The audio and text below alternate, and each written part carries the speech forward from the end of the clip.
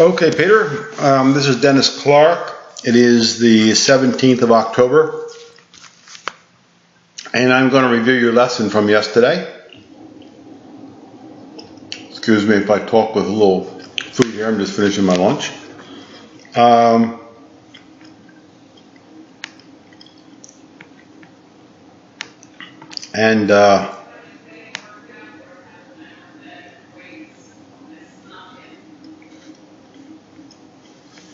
We know from working with you in the past.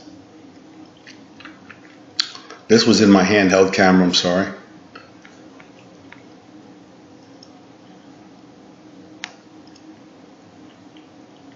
Let me see if I got.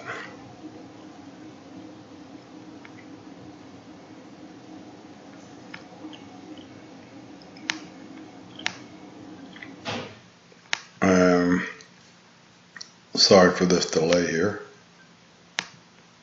I wanted to see if I got one on the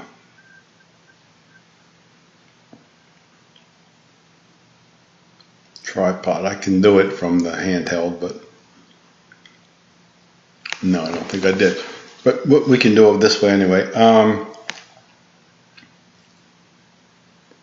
Now, one of the things that I would like to see you and Marianne and your daughter do would be, Isabel, is to be able to send me a swing on video from your home if you can get to hit balls. You might even have an indoor facility or something, and I could check once in a while on how you're doing. And the other thing it can do is right in your home in winter season would be to be able to do a couple exercises. One of the things that we know that you do is that second part, right here, we're actually in pretty good shape. Now, if you watch how straight up your hands go instead of back.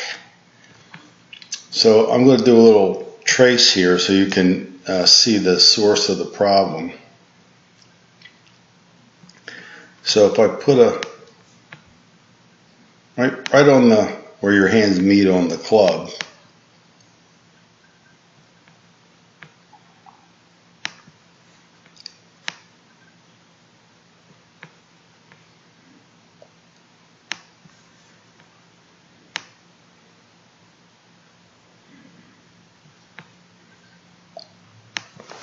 You see the path your hands took there? I'll give you one here.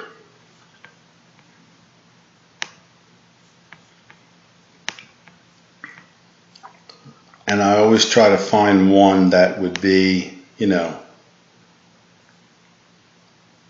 opposite, more or less, so you can get a good look at it. But let's follow his hands here a little bit.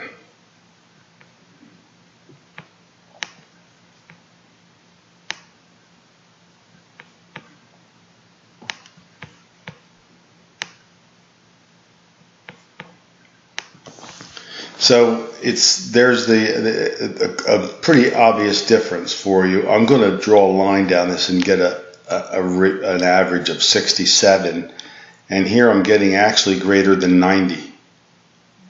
It's the other way, and we know where that comes from. So if you could get in front of a full-length mirror, something, an indoor facility that we had some success in getting you.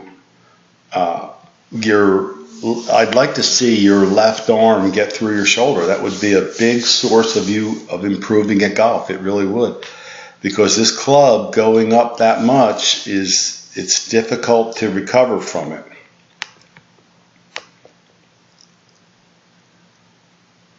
And there's that flying elbow. One of the things that we've worked on, I think we did it in my school, is you could hit some balls with a head cover under that right arm. See, a head cover right in here wouldn't fall out, but a head cover in here, it would fall to the ground. Another area that I give you to look at, and these are all different ways to look at the same thing. Look at the pitch, the position of his right forearm. It's almost vertical, and your right forearm is over this way. So another one is the little triangle in here that's about that big.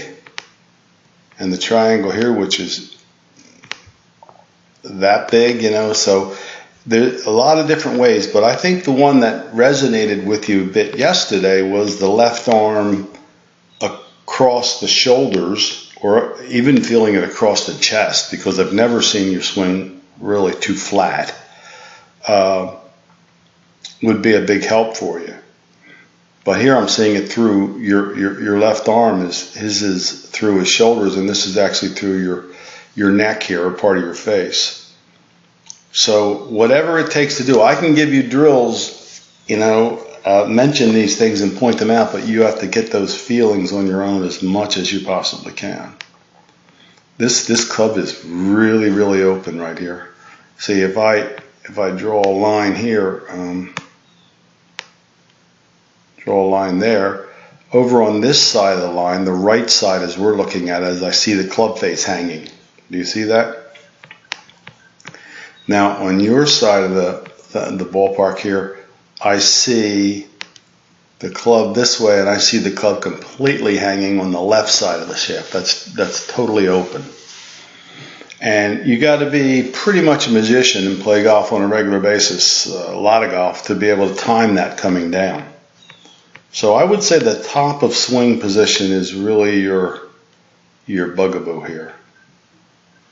And if you watch the transition, and I just did this with your daughter too, Isabel has the same issue. And you see that club.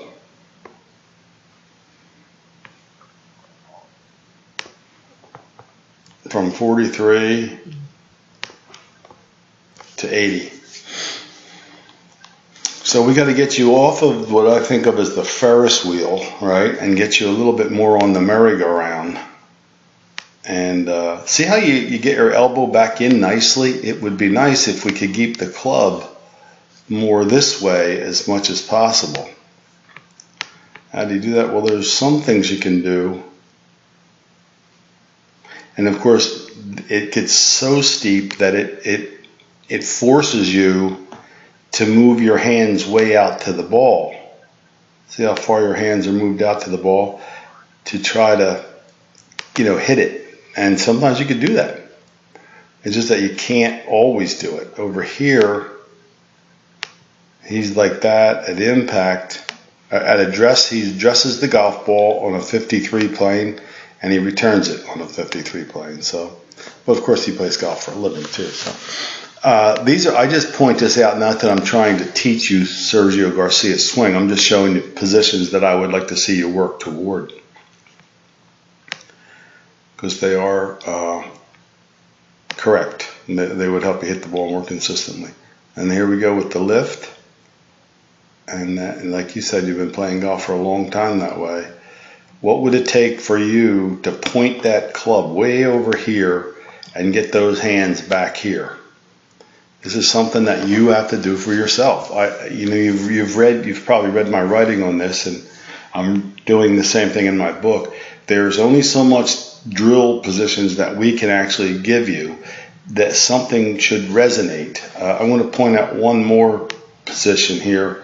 I started to say whatever feeling resonates for you, that would work. I want to point one more position out that you can feel, perhaps. Look at the palm of his right hand, his fingers, his palm of his right hand. It's pointed straight up at the sky. Do you see the palm of your right hand pointed over here? What would it take for you to drop that club down and keep your palm pointed right up at the sky, right up at the clouds? That'd be another position you can work on. Because here you've dropped your elbow in very nicely, but that isn't always going to lead to a better position with the golf club. It certainly is a factor in it.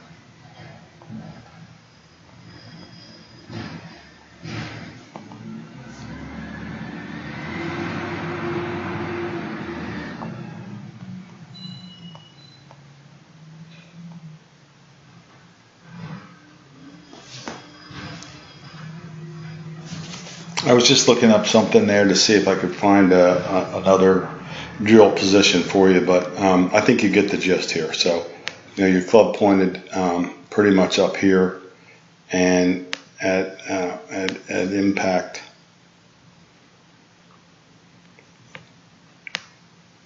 he's pointed way down there. And these are things that you can do. These are things that you're still very physically capable of doing. You're in great shape. Your eye-hand skills are still very good. We just got to get you off of that Ferris wheel and down to the merry-go-round. Hit as many balls as you can at waist high. Think about playing baseball. Really get this circle to your swing, and your ball striking will improve enormously. All right, it's good to see you again, and I hope to see you later this winter or in the spring.